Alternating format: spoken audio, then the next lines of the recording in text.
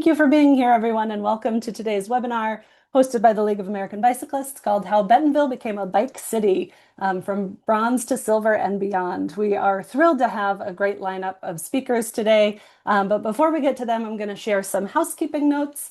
Let's see, so we are recording today's webinar. We will post it to our YouTube channel and the League's webinar archives. Closed captions are on. You can turn them on or off from your Zoom panel. We do have the chat enabled, so feel free to introduce yourself in the chat and let us know where you're tuning in from. And we also have the Q&A enabled. So if you have questions for our speakers, please do use the Q&A box so that we can see those more easily, since the chat can get kind of active. And as I said, the webinar will be added to our webinar archive page, and we would love for you to check out all of our other recent webinars. So I'm going to add that link to the chat, even though it's going to get buried amongst everybody's intros. But you can check out our YouTube channel and our webinar archive to find other great webinars, just like today's presentation. So as I said, we have a wonderful lineup of speakers that you'll be hearing from. Sarah Studdard of CityThread, David Wright from the City of Bentonville, and Jessica Pearson from Arkansas Moves. And then my name is Amelia Neptune. I'm the director of the Bicycle Friendly America program here at the League of American Bicyclists. And I'm very pleased to moderate and host today's webinar. And I'll start out by just introducing the League real briefly in case we are new to anybody here. We are a national nonprofit advocacy organization. We've been around since 1880, originally founded as the League of American Wheelmen, to advocate for the very first paved roads. Our mission today continues in a very similar vein to lead the movement for a bicycle-friendly America for everyone, and we do that through a number of efforts, advocacy, education, and supporting and showcasing the bike movement all across the country. Today's webinar is a great example of that, of course.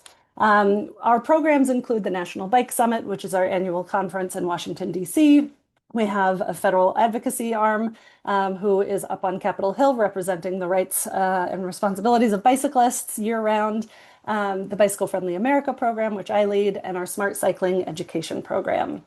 The BFA program, which today's webinar is mostly focused on, includes communities, businesses, universities, and all 50 states. For the 3 programs for communities, businesses, and universities, those are opt-in programs, meaning those entities have to choose to apply to be evaluated, as Bentonville has. For states, they don't have a choice in the option, choice to opt in. They get evaluated every other year, whether they want to be evaluated or not. So we're looking forward to doing our 2026 bicycle-friendly state rankings later this year. So stay tuned for our latest announcements, or you can find our 2024 state rankings on our website. So the Bicycle Friendly America program is all about recognizing great things that communities have already done and giving them feedback, recognizing that there is room for improvement for everyone. So we do give out awards, bronze, silver, gold, and platinum. And then everybody, whether they get an award or not, gets feedback. So what you see on your screen here is the report card from Bentonville's most recent BFC application from 2023. And you may have noticed I said whether you get an award or not. So I do want to emphasize that this is not a participation trophy. In fact, about 60% of first-time applicants do not get an award. There's honorable mention status, and there's no award status below that. So again, everybody that applies, whether they get platinum or honorable mention or no award, gets feedback from us. And we do want to emphasize that there is room for improvement for everyone, always, no matter how great a community is doing. So that as advocates, that is one of the most important parts of this program, to motivate folks in their communities and their businesses and their university campuses to improve. If you are curious to learn more and find all the Bicycle Friendly America awards in your state, you can find our awards database, and I'll put that link in the chat as well. We would love to have you check out, awards in your community, in your state, and you can also find the report cards for every community in your state at the link I just put in the chat. I want to give Arkansas, and specifically Bentonville, a great shout out for all their work in the bicycle-friendly business program. Arkansas ranks number 2 for having the most bicycle-friendly businesses of any state, and that is largely thanks to efforts in both Fayetteville and Bentonville, and you'll hear more from Jessica Pearson about that. But as you look at the vast number of BFA awards in the state, it's not just about the community, the city of Bentonville being recognized, but all the great employers and businesses in that community. I also wanted to take a minute to just share some insights because I recently went, oops, sorry, I forgot to show off this slide when I was talking about BFBs. So here's Bentonville, here's Arkansas. Kudos and cheers to them. So now for my insights, I recently got the great opportunity to go to Bentonville for a conference, and it was really wonderful to get to experience it and see it in person. They are doing so much great work, which you will hear about from the folks doing that hard work on the ground in a moment. But when I came back and I was raving about all the great things that they are doing, one of my colleagues asked me, is there any particular E that Bentonville is really excelling at? We evaluate our program on the 5E framework, so engineering, education, encouragement, evaluation and planning, and equity and accessibility. And when I thought about it, I said, you know, they're doing great work in all 5 of these E's, and I feel like it is that holistic approach that is working so well for them. And this is a graphic that we often use in the BFC program to point out that when you're doing work in all 5 of those E's, you create this wonderful cycle of support where you're building bike culture, you are normalizing bicycling, you are building public support and political will, and that gives the community sort of the support that they need to invest in infrastructure improvements and planning and policy improvements. And all of those improvements, in turn, increase ridership, increase bike culture, normalize biking further, and it just continues. So we hear this from a lot of communities, but it was really cool to see it in Bentonville. And I feel like that political will piece and that public support piece is a real shining strength of theirs. So I'm really excited to be able to host today's webinar to share that with all of you so that you can hear how they've done it. And to kick us off, I'm going to introduce Sarah Studdard of CityThread and invite Sarah to come on camera and tell us about their work with CityThread in Bentonville. Thanks, Sarah. Take it away. Amazing. Thank you, Amelia. And thank you, everyone, for taking the time out of a summer day to spend time with us. I'm Sarah, a co-founder and partner at CityThread. CityThread is a nonprofit organization that helps communities move from good ideas to real visible results to build what they need when they need it. You can go to the next slide, Amelia.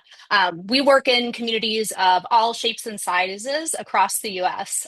But today I'm here to celebrate and share how CityThread supported the amazing work of David and the city of Bentonville and Jess with Arkansas Moves Coalition, where they were able to move Bentonville from a world-class place to mountain bike and explore a connected trail network to taking that momentum to the streets, rapidly building part of their complete network of bike lanes, side paths, and public spaces that made getting around town more convenient for everything.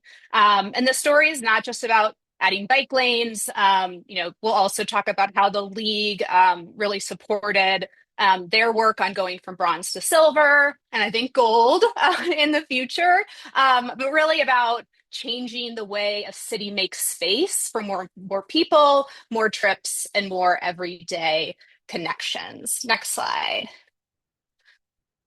So before getting into Bentonville itself, I wanted to frame the playbook.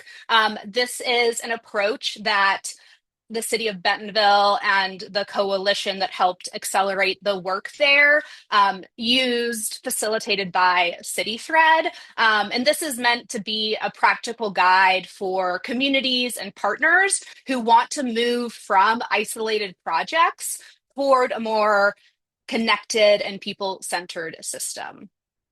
Next slide.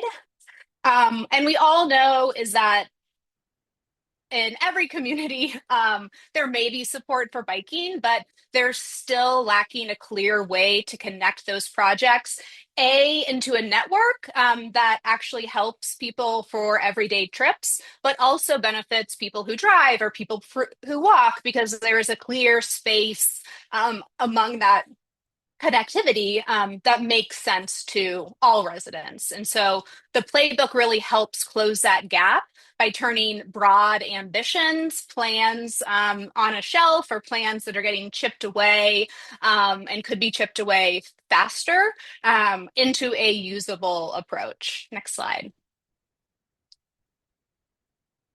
And we also know that this is a playbook that really centers collaboration. And so local staff, elected leaders, advocates, partners work in our early stages of the playbook. And we did this in Bentonville to help shape priorities and translate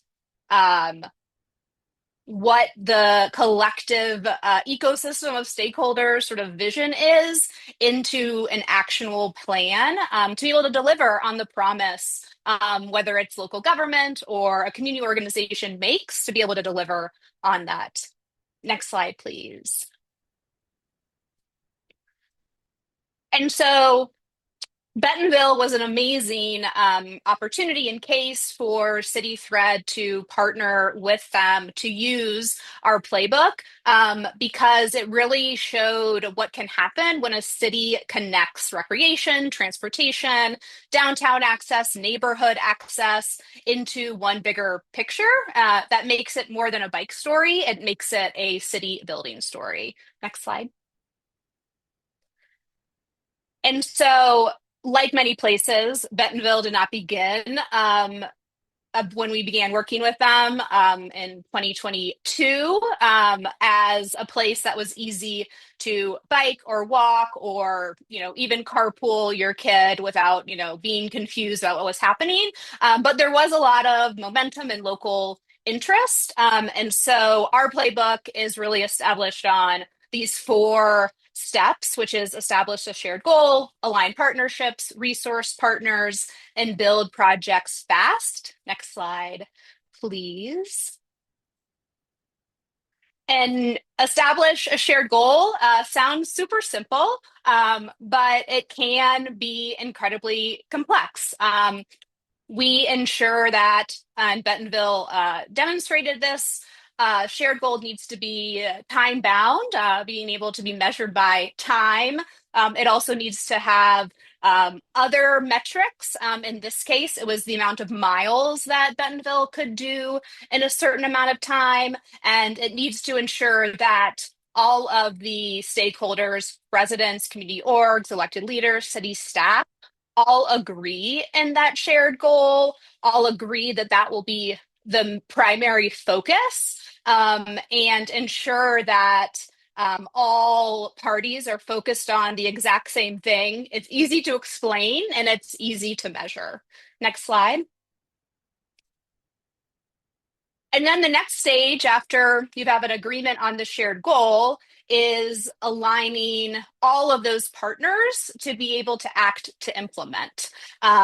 And the way that City Thread approaches this is that local governments have city staff and have the ability to pay for infrastructure. Community supporters are excited. City staff has expertise. Elected leaders have already bought into the goal. And we also use philanthropy dollars to help ensure that these three stakeholder groups have what they need to be aligned and stay engaged over the course of achieving the shared goal. Next slide. And again, elected leaders, they want to know who actually supports what the shared goal is. Community supporters need to be viewed as trusted advisors and also be able to demonstrate their support to staff and elected leaders. And again, like I said, funding is necessary, outside of local government to remove barriers to execution incentivizing and cooperation. Next slide. And so what we also know is we can build support for mobility projects. And the best way to do that is if we change the way we talk about its benefits and who it is for. Next slide. We use a lot of audience research and focus groups and polling to help identify who is the most effective messenger in a community and who can speak to the benefits of a protected bike lane from a non-cyclist POV. So our goal is always, and Jess will talk about this, is, I want a grandmother to talk at a public meeting about why the new protected bike lane in her neighborhood is important to her, even though she may never use it. Next slide. And then this goes more into sort of the messaging framework, which is we want to trust what people say. We need to hear what is consistent with who the city of Bentonville is, who your community is. And through a lot of listening activities, we're able to achieve that. Next slide.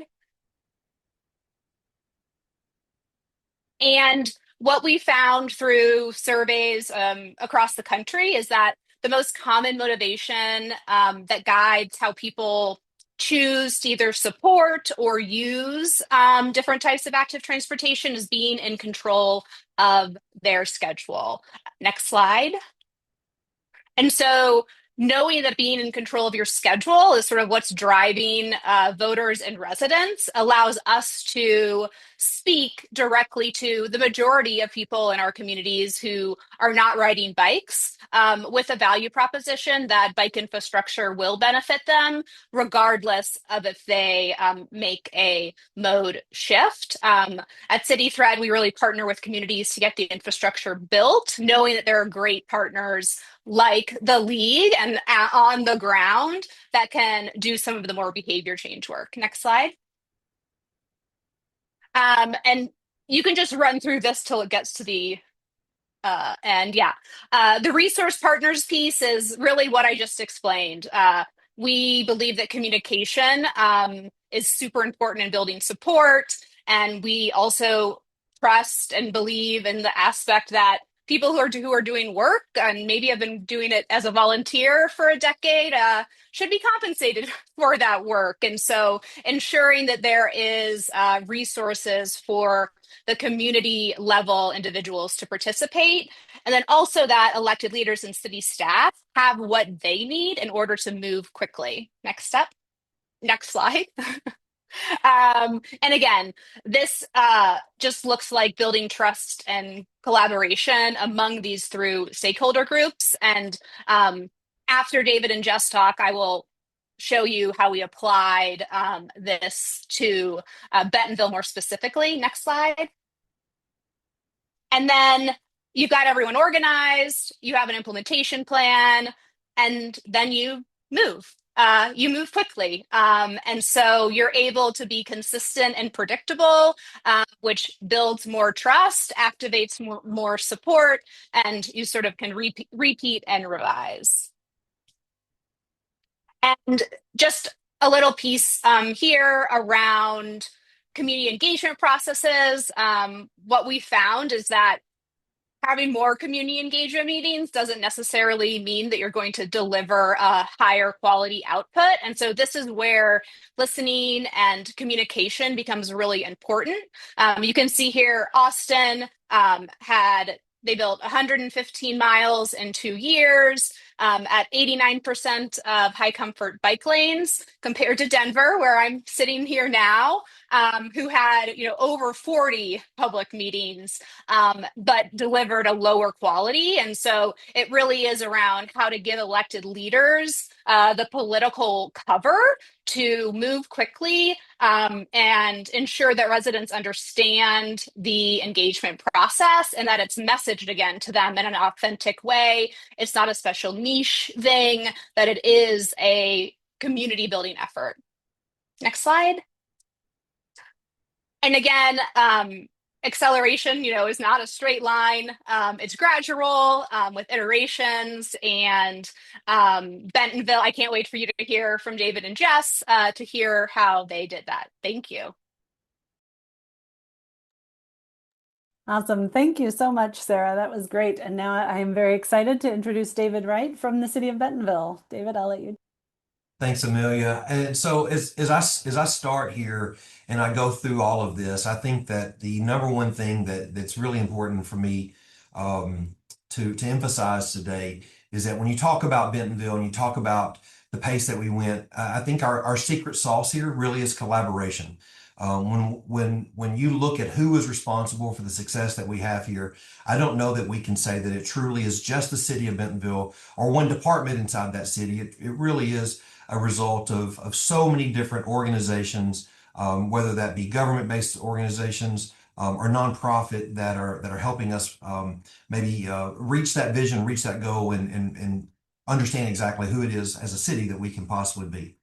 Bentonville has been known for a mountain bike town for quite a while, really, and we were busy building mountain bike trails from 2008-ish to 2016, 17 when we hosted the IMBO World Summit. And we kept going, building trails really all over Benton County and in this part of the state of Arkansas. But as you go to the next slide, we start to understand that it really was 2017, 2018, when our citizens very organically started raising their hand and say, hey, we love the mountain bike trails, but we really would like to see more of an emphasis on active transportation as part of our infrastructure in our community.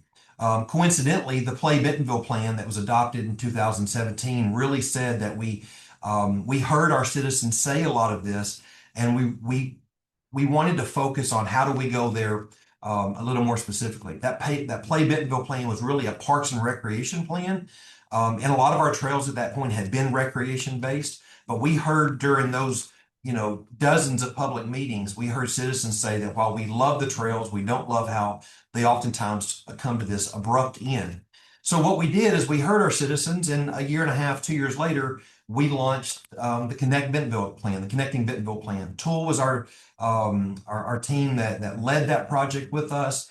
And we started the process of putting all that together. Ironically, our transportation department started the master street plan about 6 months after us, and we were able to really tie those two projects together because we're all serving the same citizen of how do we really work together collectively to be able to provide this type of infrastructure that we're hearing that our citizens want.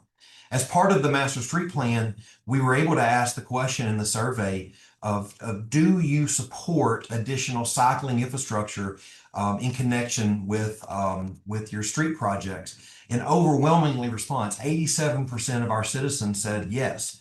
I had a city council member ask me one night at a council meeting, David, do you feel like that number was a little bit skewed? And I said, it's hard for me to answer that question. I know that 87% of the people who filled out that survey certainly said that, and it's a statistically valid survey.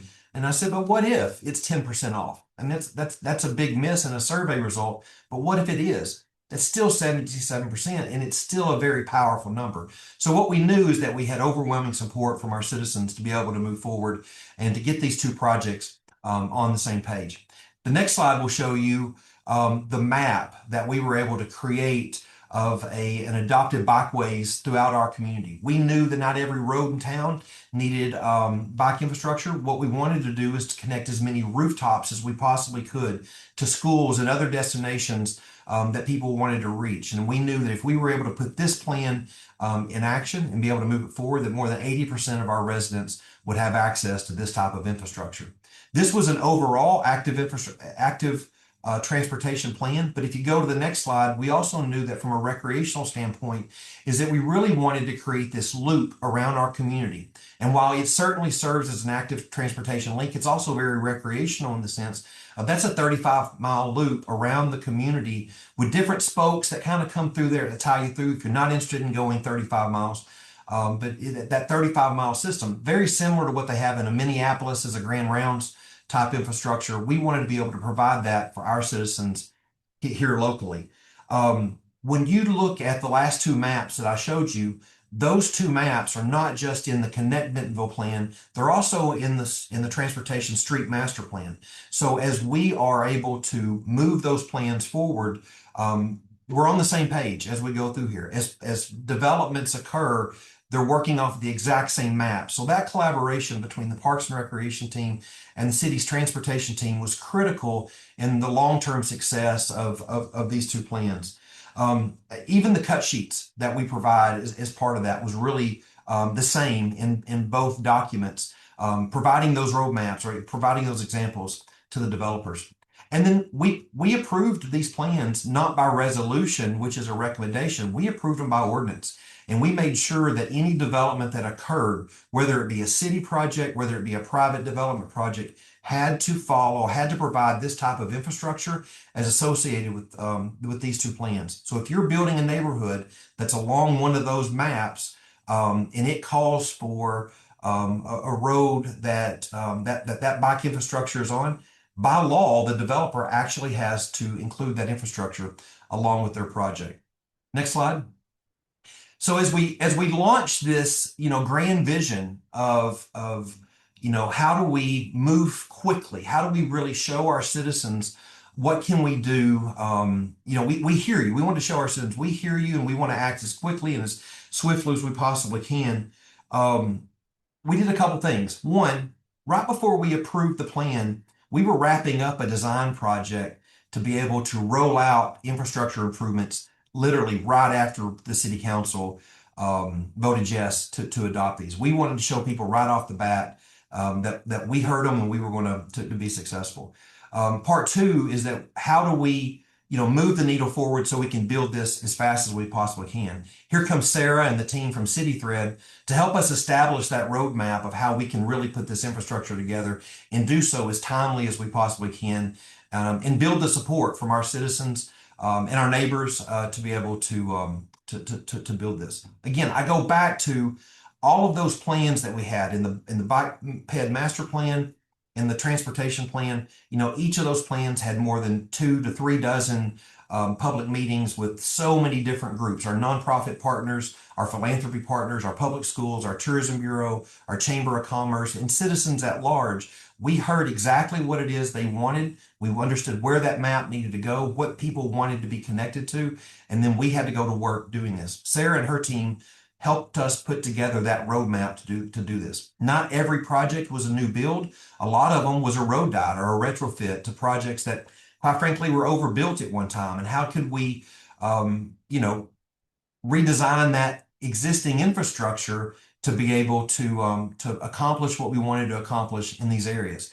This is the 3rd Street project in the northern half of Bentonville, and a project that was once a 3-lane road with a turning lane that basically turned into residential driveways. We recognized that cars were driving too fast down this road, so we wanted to shrink the lanes. We got our transportation to agree to 11 feet in width, and then to be able to build this 2-way bike lane cycle path on the north side of that. Again, this connects to the Kohler Mountain Bike Preserve. It brings people all the way back into the downtown part of our community, and we're actually extending this further to the west to start connecting to schools sometime in the next year or so. Next slide. This next project, we often joke that this project, when it was built by the transportation department some 15 years ago, it was large enough to land a small airplane on. It really was a 5-lane road with a turning lane with nothing to turn into. And one of the things that occurred on the bottom side of this picture you don't see in there is about once a month we would have a car driving 60 miles an hour on this road, and it would jump the curb and crash into a neighbor's fence. We knew cars were driving too fast, and this was the perfect example of where a city goes out and builds a project, slaps a 25-mile-an-hour speed limit on a sign. We expect people to observe the speed limit sign, not necessarily the design of the road. We were able to give this road a road diet with parallel parking and another one of those 2-way cycle paths there. And then it serves what will eventually be, the next slide, a project that will open later this year, the 8th Street Gateway Park. As you look at this, really what we're trying to do is connect the commercial area of our community to the residential area of our community. There are thousands and thousands of rooftops that are just to the west of this photo. And as you look towards the top of that photo and you're looking east, you're looking at the old Walmart campus that is right there. And there's a big blank piece of land up there that is the present day campus that I'll get to here in just a minute. Next slide. As we continue east on that very 8th Street, you can see the project that we were able to continue. Again, this was a transportation department project, not necessarily a parks project, but we had a seat at the table during design of making sure that we had the right type of cycling infrastructure attached to this. This is that 8th Street project that will connect those homes further to the east of the Walmart campus. The next slide shows you where you come into J Street and right to that next that Walmart campus. Next slide, please.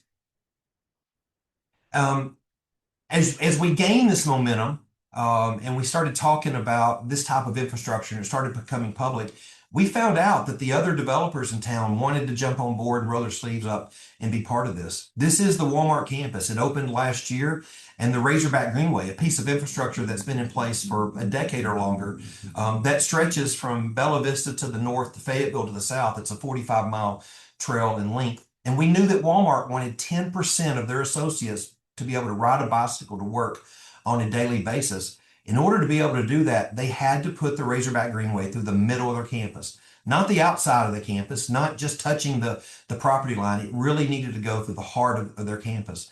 So they redeveloped the Razorback Greenway as part of this new open corporate campus to allow that Razorback Greenway to be the heartbeat, the pulse of that new campus. This is open today. It's connected, and people are using it on an everyday basis. Next slide. Other partners in town included the Crystal Bridges Museum of American Art. Crystal Bridges wanted to expand their gallery space by 100%. They were going to double the amount of gallery space. And in order to do that, they had to come to the city and say, we recognize that we donated some land to you about 15 years ago. Is there a way that we could potentially get it back? And so we worked with our partners. We knew what was good for them was good for the city. But our one concern really was, how do we provide a safe pedestrian and cycling access across A Street because of this project. In the past, there used to be a switchback right through here, and we tunneled under A Street, but that expansion was going to remove the ability to do that. So we had to bridge over it. Our partners at the Walton Family Foundation and even Walton Enterprises and the Trailblazers, a nonprofit group that helps move us forward, designed and actually built this project for us. The city didn't touch this project except provide the normal routine inspections. We own the bridge now. We insure it, but it was built and gifted to us from the Walton Family Foundation and Walton Enterprises. Next slide. I mentioned earlier that the schools played a major piece in us putting together our plans. One of the things that the public schools had done back around 2020, right around the COVID years, is that they said they were going to eliminate bus service within a mile of every elementary school.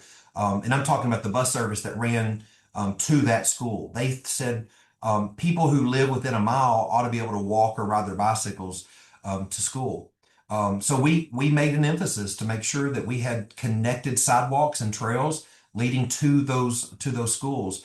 This is a school, Brightfield Elementary School, in the southwest part of our community, that literally hundreds of bikes on a daily basis are parked out there because it's so well connected. This picture actually was taken in January of last year. The high temperature that day was in the 50s, and Jess, I'm sure, will tell you about the very successful bike trains and everything that they've organized to help encourage the number of young cyclists to reach those schools. Next slide. We don't just connect homes to one school, we try to connect them to all of them. So just up the road from that Brightfield Elementary School is the Bright Road Side Path that leads you all the way to Creekside Park, and then eventually to our next slide is a slide on 28th Street to Creekside Middle School and Creekside Elementary School. Creekside Elementary School and, oh, I'm sorry, I missed the name, but there's two schools there, an elementary school and a middle school. Both of those are connected via trail back and forth through there. And again, in the southwest part of our community, there's a number of rooftops that exist in that space, and all of those are connected both to both of these schools. We see the result, we see the success because it's so well connected to these destinations. Next slide. The next thing that we talked about was that loop, that recreational trail, and getting those things built out. So we're not just an active transportation network, we're also a recreation infrastructure as well. This is that loop trail. This is the Little Osage Creek Trail. It's actually connected to that Bright Road Trail, so people can drive or ride their bike directly out of their driveway and hit that trail and find their way to that loop trail. This Little Osage Creek Trail is one example of one of the projects we did. Another one is on the very next slide, is the Applegate Trail. This Applegate Trail is a strong connection between the 3rd Street Trail that I just showed you, or this 3rd Street cycle path that I just showed you, the Kohler Mountain Bike Preserve. It's going to tie into Gateway Park and eventually down Bright Road to those very schools that I showed you. In about 3 years, this trail is connected all the way north to south throughout our community, just like the Razorback Greenway is on the next side of our town. Next slide. I mentioned that so many of our projects were not just parks and recreation projects. A lot of them were transportation projects. And so this is one example of a project that our transportation department did. It's run-of-the-mill basic road there, but it also has that cycling infrastructure attached to it. So again, this isn't one effort by one department. It truly is a citywide effort that stretches several departments and several groups are bought in. Next slide. Maybe our most successful initiative throughout this process was in downtown Bentonville, where we reimagined our downtown spaces and created a better way to connect everything. During the Play Bentonville plan, during the Connect Bentonville plan, we heard lots of citizens talk about they love the public spaces in our downtown, but they just didn't love how they were just so segregated. They were so separated from one another. They felt like it was such a chore to exit Lawrence Plaza to the north and walk 2 blocks south to the downtown Bentonville Square. So if you go to the next slide, we came up with a concept of removing the vehicles off of A Street in downtown Bentonville altogether and connecting them with the pedestrian promenade. I was so nervous to go visit with our transportation director to pitch this idea. And when I mentioned that, and again, Dennis is a great friend and great colleague, but he actually said to me, he's like, "Heck, man, it's closed all the time anyway for the public event. So why be nervous? Let's go ahead and proceed and do this." Fast forward a couple years, and today, the next slide will show you that the vehicles are gone off of A Street. Back just 3 years ago, this was a 2-lane road in front of our county courthouse. Today, it's a space that thousands of pedestrians are using on a daily basis. The very next slide will show you a view to the north. This is the first photograph taken after we removed the construction barriers before anybody touched it. But you can see, right? You can see where the road literally was at. You see, there's right there at the bottom of the picture, there's a tan looking fence. Nosed in parking, angled parking was right there where that public art is. And that 2-lane road went straight all the way down to the end of the road there at 3rd Street. The next slide will show you the space where it's a little more activated, and you see the Compton Hotel on the left-hand side and different restaurants there on the right-hand side. But that was literally a 2-lane road just a couple of years ago. I think in closing, the biggest thing that we learned was that the efforts that the city took is that while we certainly were the forefront, we were leading the effort, we saw a lot of our nonprofit groups and businesses really roll up their sleeves and figure out how could they help be part of this solution. We understood that this was a great step from an active transportation step. It was a great step from a quality of life. And in order for Bentonville to be the best Bentonville that it could be, this was a step in order for us to move forward. Awesome. Thank you, David. And it's so fun to see all of your photos having just been in Bentonville, because I really enjoyed riding on a lot of that infrastructure and sitting in the city square having lunch. So great to relive it, and I encourage everybody who can to go check it out. And I see some questions are coming in the chat. Please do use the Q&A function that helps us answer questions a little more easily, but we'll hopefully have time for Q&A at the end.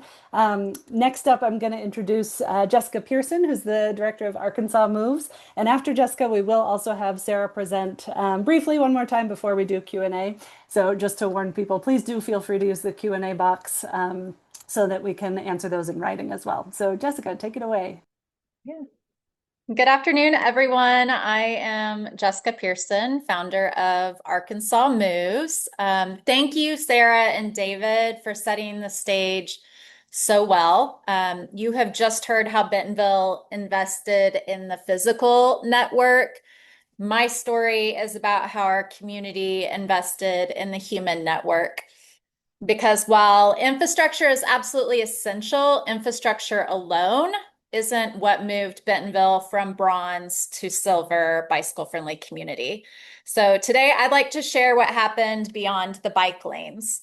It's a story about an engaged community, receptive city leadership, and a coalition whose role was to connect the two. Because in the end, this story isn't just about infrastructure, it's about people, it's about partnerships, and it's making sure great work doesn't happen in isolation. Next slide, please. Bentonville already has so much going for it. We have city leaders who believe in active transportation. We have an engaged and passionate community. We're making significant investments in bicycle and pedestrian infrastructure. Ride to Work Wednesdays have become a regular part of our culture.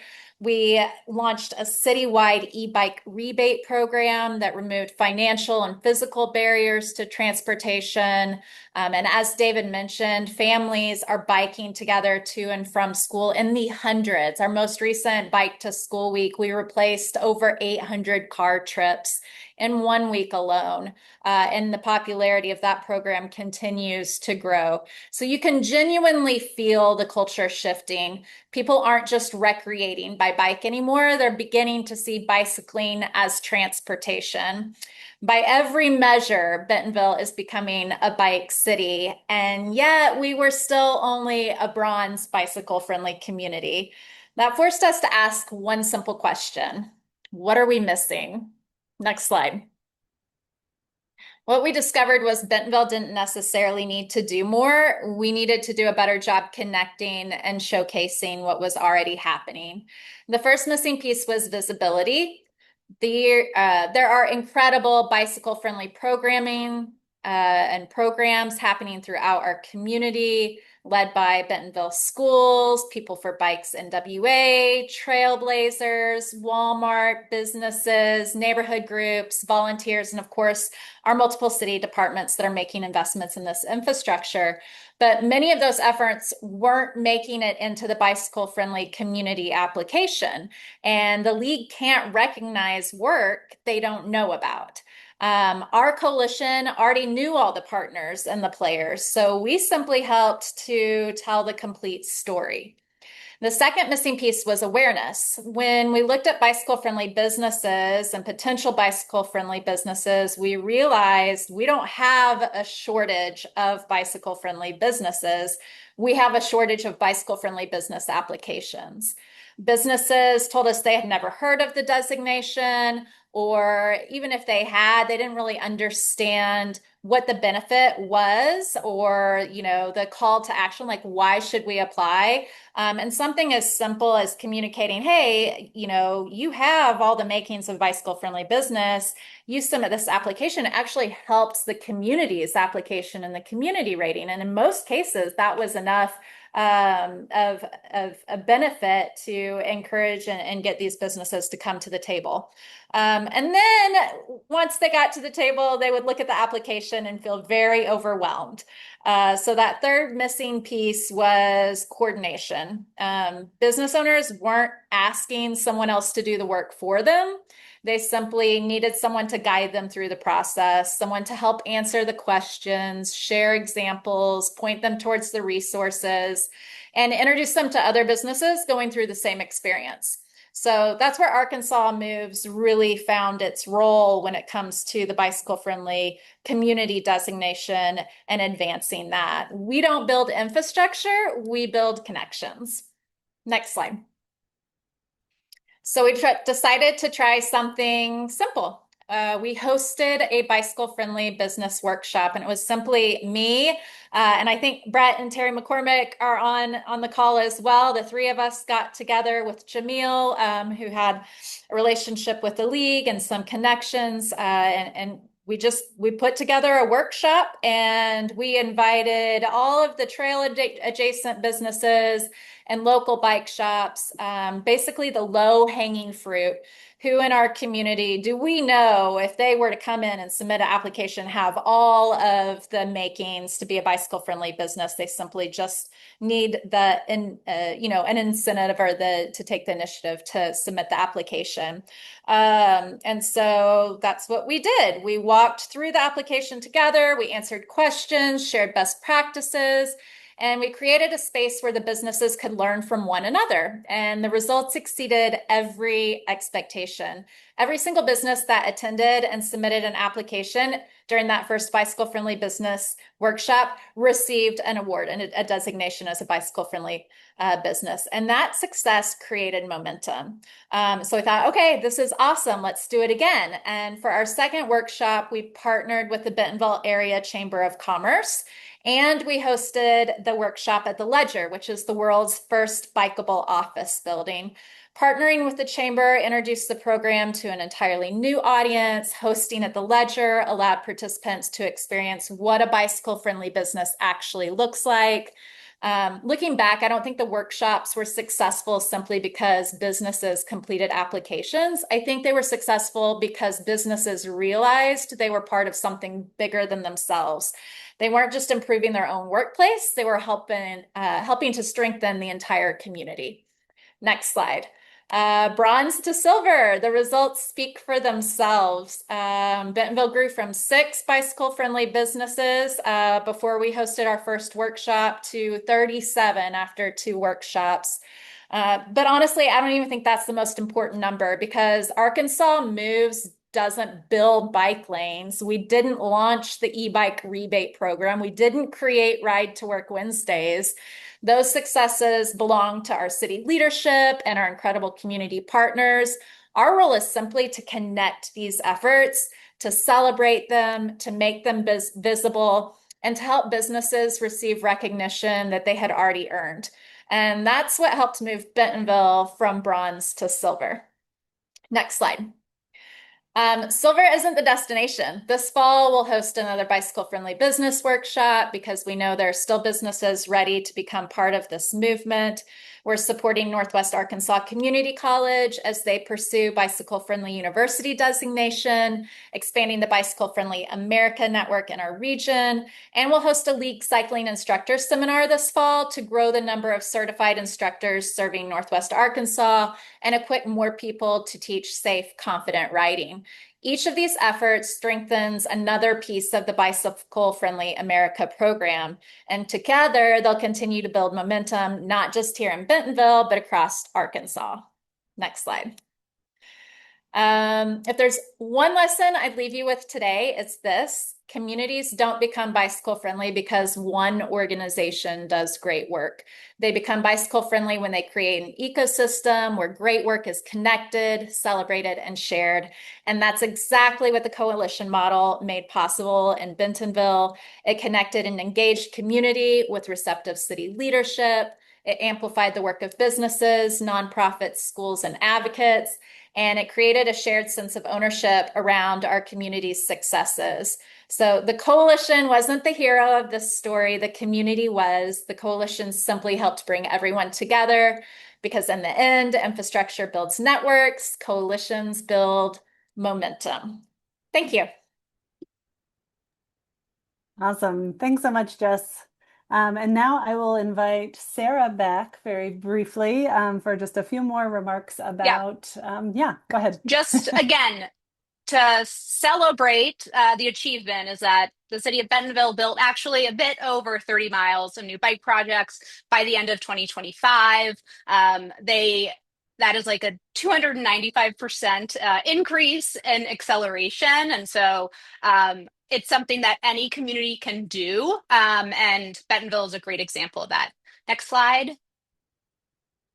And this will be, I love that Amelia started with a flywheel, and I'm going to end with a flywheel because I want to allow us to have some questions. But this is sort of the process that Bentonville went through and many iterations. It really is um, how, as Jess said, the Bentonville Moves Coalition and the Arkansas Coalition really became a lasting civic engine that could be a real partner to the city. And so by moving away from just the cyclist identity, the BMC was able to become a gathering place for the entire community, parents, teachers, business owners, elected officials, particularly the mayor, who 3 years ago, Mayor Stephanie Orman would not have necessarily been talking about why bike lanes are important to the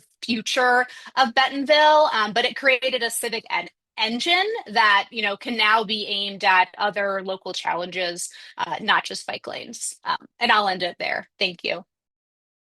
Awesome. So I'm going to stop sharing my screen and invite all the speakers to come back on camera with us, and we'll do some Q&A. So let's start out talking about how things get paid for, because I feel like that's the most common question we get in every webinar we do about successful BFCs.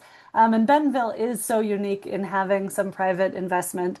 Sarah, I know you already answered a little bit in the chat, but if you don't mind sharing more out loud, and then David or Jessica, if you have thoughts, feel free to chime in. I'll be brief, but at City Thread, we have found that by framing this type of investment as a benefit for all residents allows city departments to ask for more money, and cities can find the money and the couch cushions when the mayor says this is the thing that we want to do. And then we also are able to support writing stronger grants at the state or federal level. But in order to move fast, local funding is the ticket. And Bentonville was able to use $28 million that existed, but David was able to apply it to implementation of local dollars because the mayor was saying, this is what we want to do. I'll turn it over to David or Jess. Yeah, no, I think that's a great point. And I think the other thing to note, and this is, maybe one of the things that it was just the right time for us. In 2021, we had just approved a transportation and a parks and recreation bond, and both of those included funds that we were able to tap into. So that was a step up for us in order for us to be successful. I don't know that we could have done this without that transportation bond sitting there and being ready for us. But what that bond did, and I think it's really important to note, is that it gave us the funds to go out and get the match, to be able to match those federal and state grants, to match a lot of the private philanthropy groups. It's a lot easier to ask for money when you've got money to put towards it as well. So that bond really put us in a position to be able to move those projects forward at a lot faster time frame. Yeah. And from the coalition perspective, I was given 8 minutes to talk. So there's so much more the coalition does than bicycle friendly business workshops. And I'll bring up 2 things that we've really been active with. Is partnering with the Chamber of Commerce to host ribbon cuttings and groundbreakings anytime the city leadership does make investments in active mobility infrastructure. So at the forefront of each project, we'll do a groundbreaking, and at the conclusion, we'll celebrate with a ribbon cutting. And we make sure our coalition members know that that's the single most important thing they can do, is show up to those events and walk up to David, our parks director, Dan, our transportation director, our city council members who attend those, and of course our mayor, and say, thank you. We are so grateful you made this investment. We want to see more of this. And that's what gives the political cover needed for our elected leaders and our department heads to make those allocations in the budget and make those asks. That's great. Thank you all for your insights. And I will say, from an outsider's perspective, the political will that having the largest employer in town be on board with this cannot be understated. And one of those 6 BFBs that was in the original group before Bentonville Moves, did all of its hard work to increase that number was the Walmart home campus, which employs, over 20,000 people. But they are fully bought in, and having that also really helps by sort of political will. And so the city is willing to make these investments when so I encourage every community on the call to also think about who your largest employer is and how you can get them to see the value of getting more of their employees outside of cars for their commutes, and engaging all the different kinds of audiences that the folks on this call have talked about engaging. Okay, another question is, if you were to start the process all over again today, what would you do differently?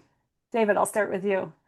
Yeah, so there were a lot of things. There were a lot of things set up for us to be successful, and I mentioned the bond, and I mentioned the Parks Department, the transportation, the 2 plans, and the buy-in, and ready to go from there.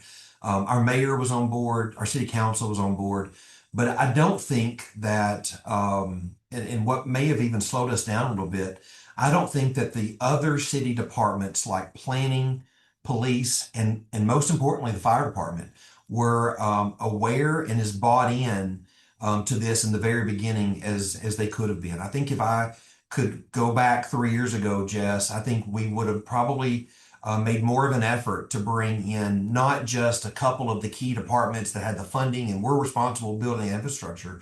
We would have brought in the other departments that are part of the city large-scale development process and the review process, and make sure that they understand that this isn't just something that the Transportation and Parks Department is really trying to do. That this truly is a city initiative driven by the citizens. And so they would get on board at the very beginning.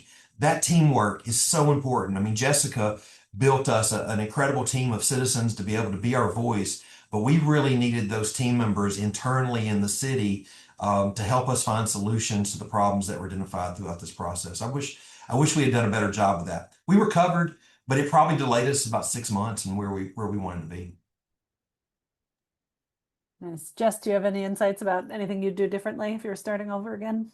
I mean, I'll echo what David said, but I'm also going to take a moment to just be a cheerleader for City Thread, because their playbook works. So if you're on this call and you're a community considering trying to achieve what we've been able to achieve here in Bentonville, or advance from a silver to a bronze, or any type of advancement, City Thread's accelerated mobility playbook works. I can't take credit for the strategy. I was the boots on the ground, but they could not have made it more easy for me to be successful in this role. So I just wanted to make sure that I acknowledged that today.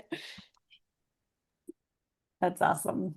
And then that's a great segue to my next question. Can that playbook be applied to projects beyond mobility? Anybody who wants to jump in, feel free.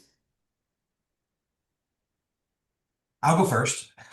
I think so. I think so. I think it looks different. I think that when we compare it to park development or maybe road construction or even water and sewer, I mean, I think it could. Does it mean 30 miles in 3 years? The goal is probably different, but I think that roadmap of advocacy, planning, getting everybody on the same page, working together.